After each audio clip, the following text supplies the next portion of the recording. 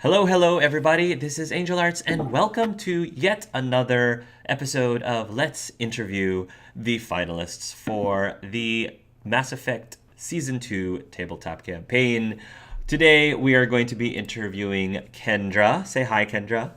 Hi. And Kendra has decided to select our buddy Dylan to do today's interview. Hey, Dylan, so good to have you back. So good to be back on the old swing of things, man. Thank you so much. Oh, yeah. Thank you. I've definitely missed you, and I'm sure the viewers have missed you as well. And I'm definitely looking forward to seeing what you have up your sleeve today. So, without further ado, Dylan, it's your show. All right, so Kendra, first we're gonna start off with some questions, and these are just out of character Kendra questions. Um, very simple stuff here. So the first one, what in tabletop gaming in general are you most passionate about? The roleplay aspect, getting into character, interacting with other characters, finding out each other's secrets, and just learning about the story as we go along. Not too much into mechanics, even though they have their place. I just love getting to know the characters and finding where my character fits in the group and where everybody else fits in as well. Awesome, good answer. Next one, specifically the Mass Effect universe. What about it in general, interests you the most? Probably just how in depth and how much you get to care for your companions in the game. Right away, my first instinct was, okay, I really want to protect my crew. I love my crew. I want to do this for them more than anything. And just, it's a lot about loving your crew and the fact that so much of your choices actually have an impact. Gotcha. It feels like I'm building the world, not just in it. Right. Awesome. Next one, as a player, what makes you great to play with? I can work with pretty much anyone. I've worked with several different types of people. In games where people aren't as comfortable in role playing, I've been asked in the past to help draw them into role play, so I don't mind stepping out of my box and interacting with different people and speaking up when there's an awkward silence. And I'm also willing to take a step back when other people want to have their scenes and just enjoy watching just as much as I enjoy role playing and Awesome. that kind of thing. Yeah. Next one, what do you consider to be either your challenge or area of growth as a player? My biggest challenge is sometimes it can take me a while to actually find my character themselves. Their early sessions, quite often, my characters will be jumping back and forth between some extremes until I can find that nice spot that suits them. Right. And so sometimes my characters can be very brash at first, even though that's not what they had intended to be. So it takes me a while to find the character before I can actually get into it. Awesome. Last question. What is it about Sync? I was just curious. What is it about Sync that made you want to interview with him? Well, it's actually been a long time since I watched the season 1 campaign. Sure, yeah. And I just remember Sync was the one that really stood out to me just because of his story and his interactions with the other crew members, especially Anar.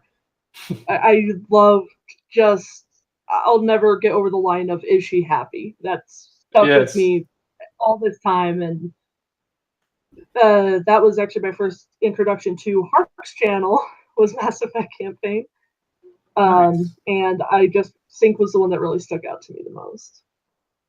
Cool. Thank you for those answers. And so your character is a drell, and you're more of like a religious style. Um, I do want to play them as they are somewhat religious, but they're a Dreld who lives not on Kajay, but they actually live on Paladin. They left Kajay. They don't get along well with the Hanar at Gotcha. all. And while they are religious, they're not as open about it as like Thane was. Mm-hmm. And they're much more just overtly charismatic about almost everything they do. Makes sense. So, yeah. So, for the hypothetical sake, we'll say that right now, for whatever reason, Nunol is currently on the Citadel station.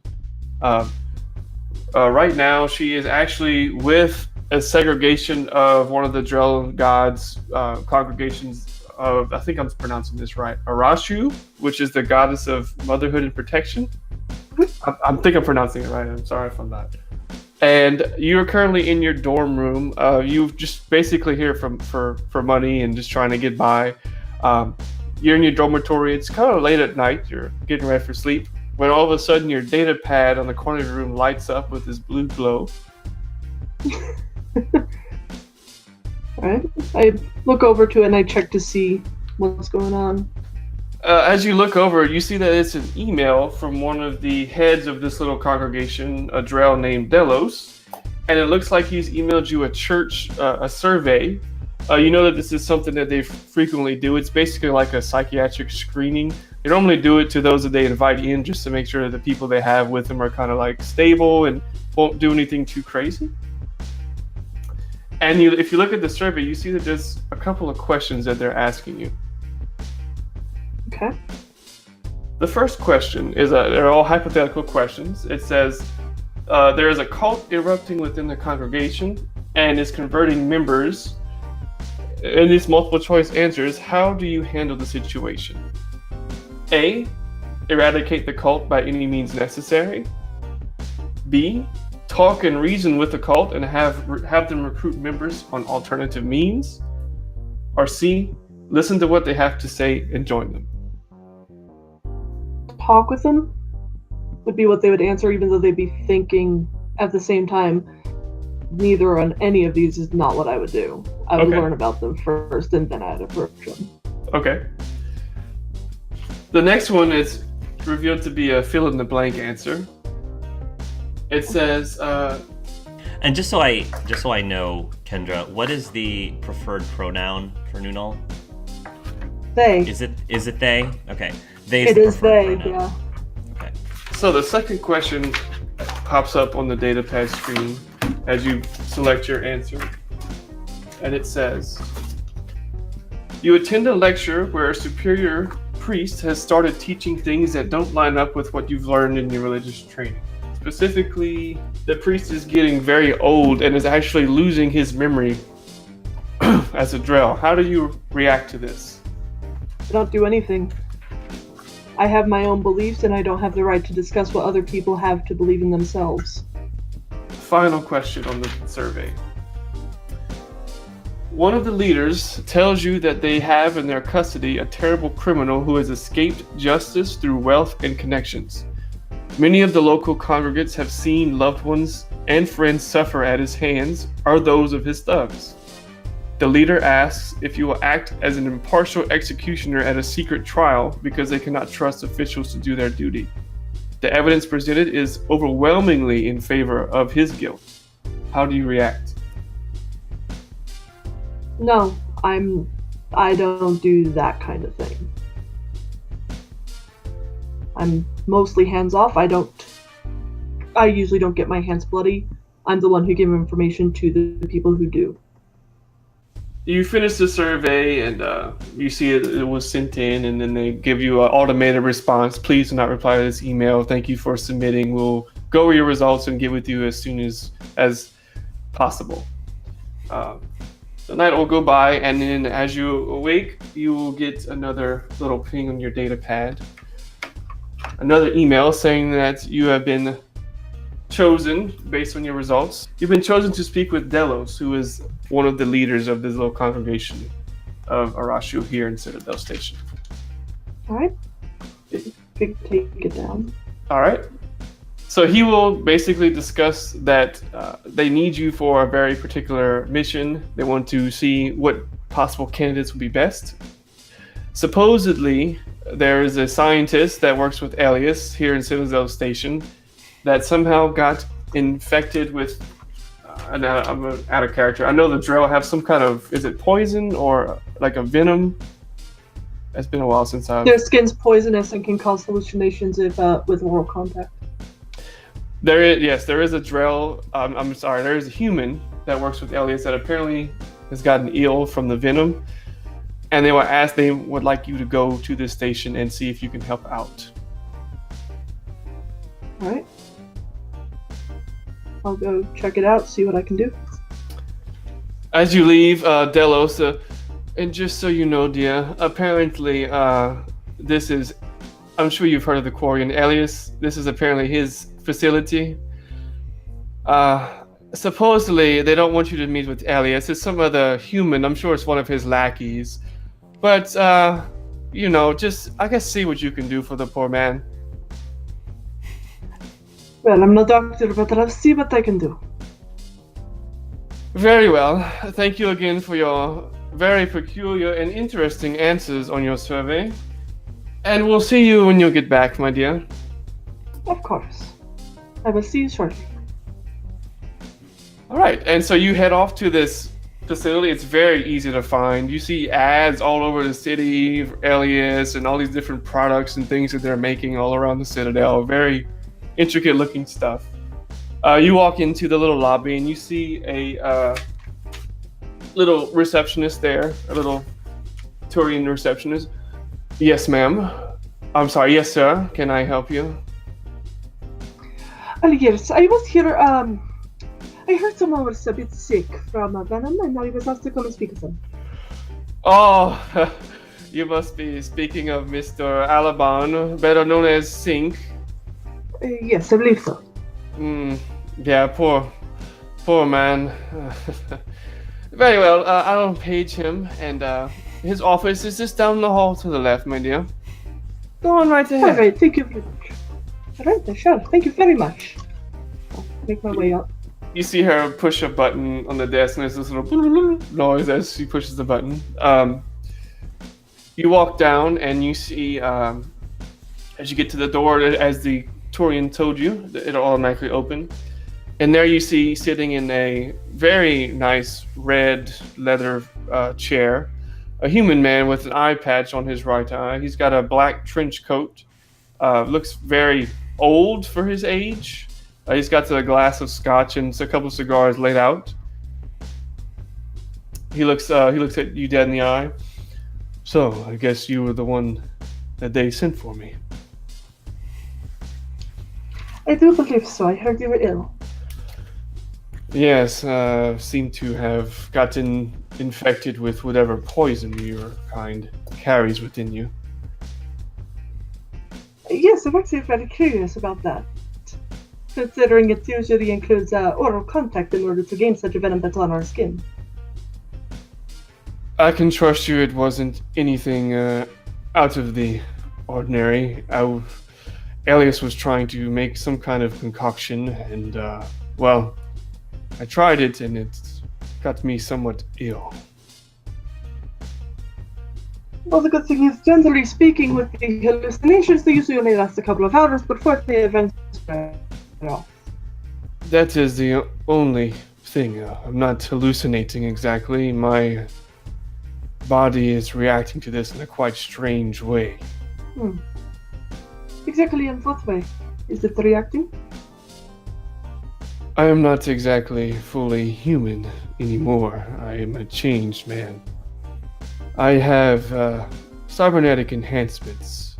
I try not to show them as much now. It was in the past, and they changed me in a way that I do not wish to be anymore. So, You see. long story short, my antibodies are not. They do not work how they used to, and they seem whatever venom your race carries is making my systems go haywire, as it were. I was wondering if I could perhaps borrow your blood or something to make an antivenom. Well, I don't mind at all. And It's more. a simple blood donation? I do not know exactly, to be honest. Elias said that it probably would work. I see. He's mainly running the show over here nowadays. I mainly have to tend to family. See, he was that lounge singer from a couple of years ago, correct? Yes, that's it. That is correct. Is he a doctor? Elias is more of a scientist. I'm actually the doctor in our little arranged in our little agreement. Well, if I can provide you with any assistance, I'd be glad to. Unfortunately, I'm no doctor. I don't really know how these sort of things work. But I may have a few contacts back on Paladin who might be able to help as well if you'd like me to contact them and get their assessment on such a thing. If you're not a doctor, if you don't mind me asking, what exactly are you? I am a purveyor of information, is what I prefer to be called. And what sort of information does one like yourself like to purvey, as it were? Whatever makes me the most money at the time.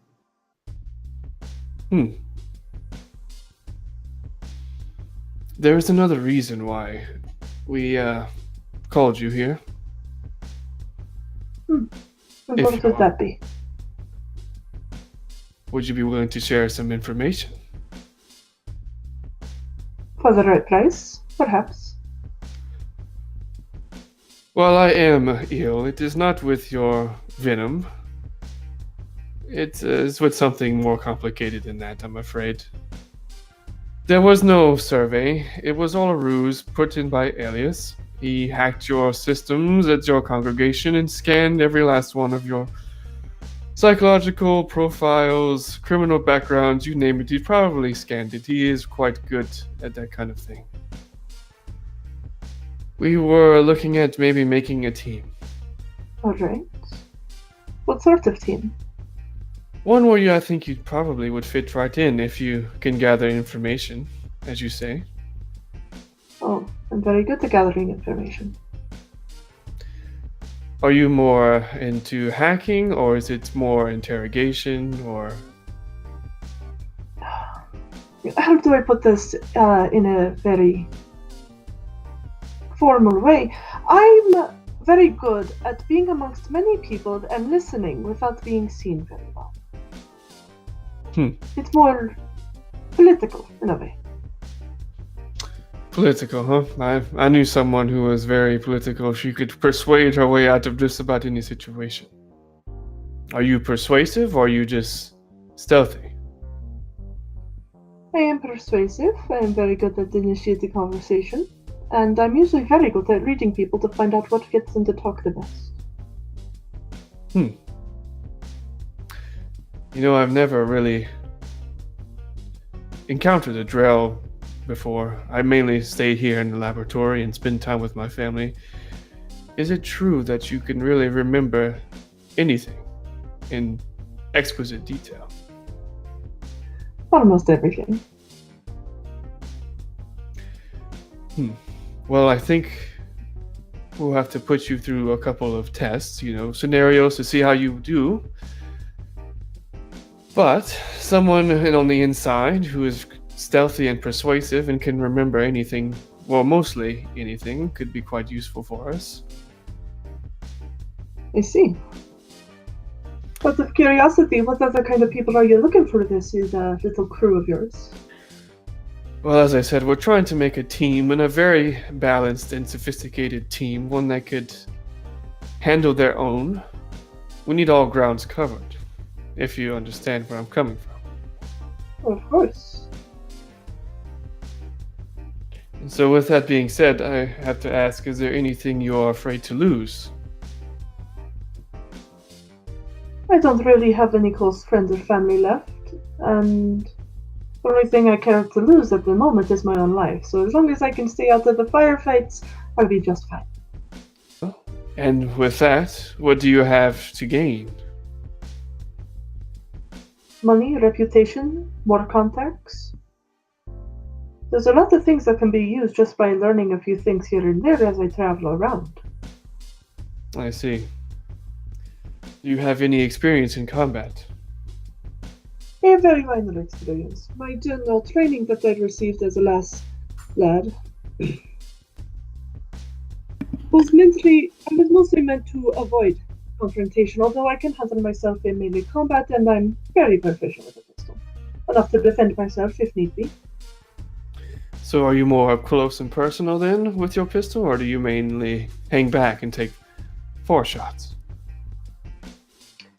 Well, unfortunately, with my usual line of work. When stuff goes down, I tend to be in the middle. So, generally speaking, I'm usually up in their face until I can run away. And I've read up on some of your kind. As far as memory goes, you're pretty pristine, and I hear that some of you can even use bionics. Yes, Are you one of those? a little bit. So, I'm very interested in you, Nunol. Nunol. Forgive me, Just I'm call bad with me Nun. names. Noon. You can just call me Nun. That'll be easier for me, thank you. If there's anything else you have for me, I suggest you put it on the table. Otherwise, we'll keep in touch with you. Of course. I look forward to hearing from you in the future. In terms of what I can offer to you, is this. Not every situation is handled with guns. There are times when it is more pristine and more useful to have someone who can talk their way through a situation and get answers rather than shoot a weapon. You need someone who's able to get your other fighters information on the battlefield or on who they're fighting that can also help keep them alive a little bit longer as well. I could be that information hub for the crew, and I could be very instrumental in keeping everybody alive and in some ways sane.